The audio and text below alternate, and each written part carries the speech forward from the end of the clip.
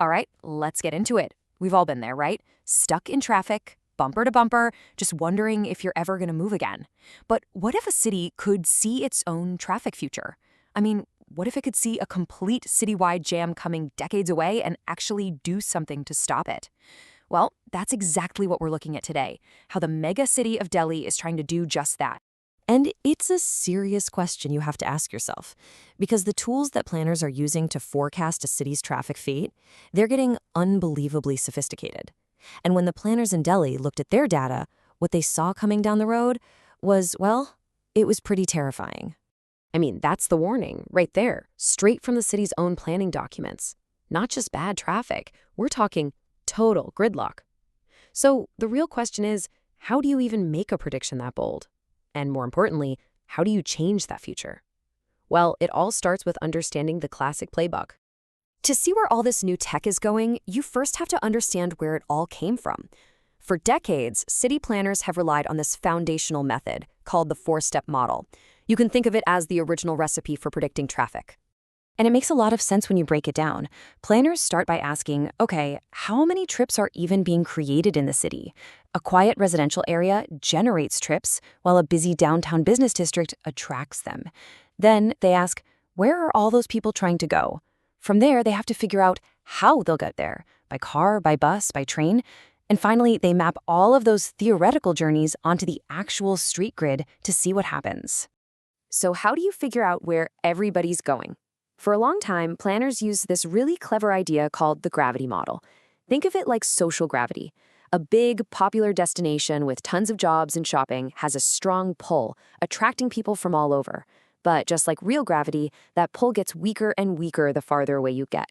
It's a surprisingly smart way to map out a city's natural ebb and flow. And this idea perfectly captures that last step, user equilibrium.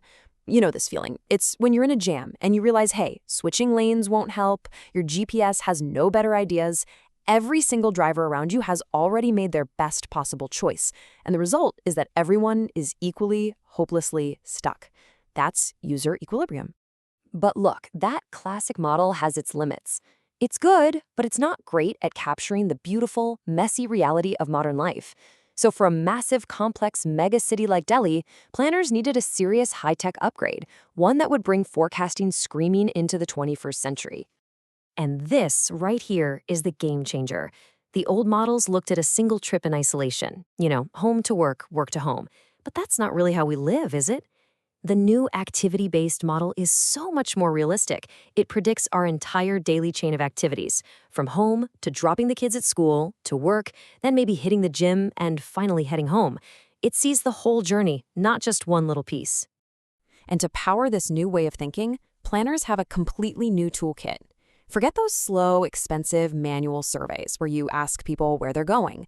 They now use real-time, anonymous GPS data from our phones and tap-in data from Metro cards to see how the city actually moves, second by second. And on top of that, they're using AI to predict sudden traffic spikes from festivals, bad weather, or even just what's trending online. Okay, so now Delhi has this incredibly powerful crystal ball. It can predict traffic with almost scary accuracy.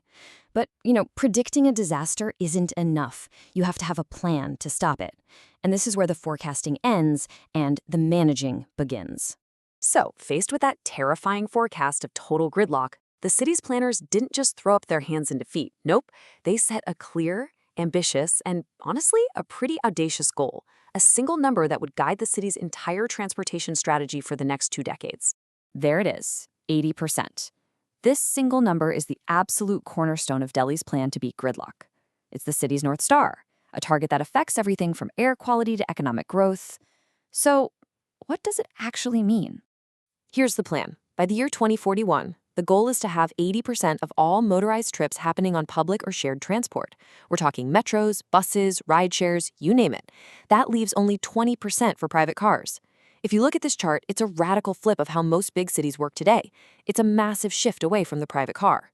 So how on earth do you pull off an 80-20 split like that? You can build more metro lines, of course, but the real strategy is actually much smarter. It's about urban design.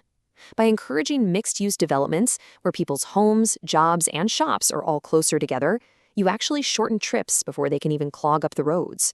Turns out, the best way to solve a traffic problem is to make the trip unnecessary in the first place.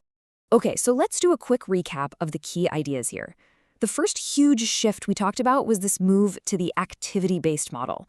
What's so revolutionary about it isn't just the tech, it's about what fundamentally is even being analyzed. Exactly.